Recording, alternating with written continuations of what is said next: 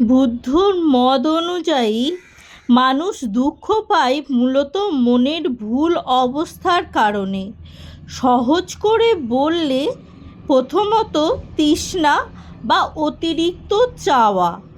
যখন মানুষ সব সময় কিছু না কিছু পেতে চায়, ধরে রাখতে চায়, তখন দুঃখ জন্মায়। যা চায় তা না পেলে কষ্ট হয়, আর পেলে হারানোর ভয় থাকে। 2. আসক্তি। মানুষ মানুষকে, জিনিসকে, সম্পর্ককে নিজের ইচ্ছাকে শক্ত করে আঁকড়ে ধরে। বুদ্ধ শেখায় আসক্তি থেকেই শোক ও ভয় আসে। 3. রাগ ও ঘৃণা।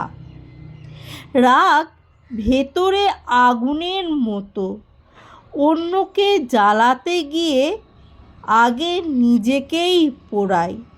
তাই রাগও দুঃখের বড় কারণ। অজ্ঞতা। জীবন অনিত্য, সব বদলাবে, এই সত্য না মানতে পারলে দুঃখ বাড়বে।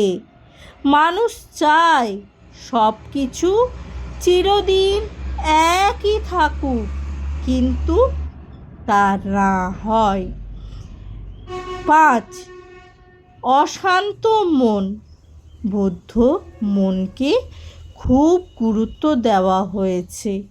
মন যদি অস্থির, নোংরা চিন্তায় ভরা, হিংসা, লোভে ভরা হয়, তাহলে দুঃখ তাকে অনুসরণ করে। 6. খারাপ কাজ। খারাপ কাজ, খারাপ চিন্তা, খারাপ কথা, খারাপ কাজ, এসব ফলই দুঃখ। নিজের কাজের ফল একদিন নিজের কাছেই ফিরে আসবে। বুদ্ধ অনুযায়ী এর সমাধানও আছে। মনকে শুদ্ধ করা, লোভ কমানো, রাগ ছাড়া, সৎ জীবনযাপন করা এবং সত্য বুঝে চলা। এক লাইনে বুদ্ধ বলে, মানুষ বাইরের কারণে যত না দুঃখ পায়, তার চেয়ে বেশি দুঃখ পায় নিজের মন, নিজের আসক্তি, নিজের তৃষ্ণা, নিজের অজ্ঞানের কারণে। আজকের এই ছিল বুদ্ধজ্ঞান। তোমাদের যদি ভালো লেগে থাকে অবশ্যই আমার অ্যাকাউন্টটাকে ফলো করে দেবে।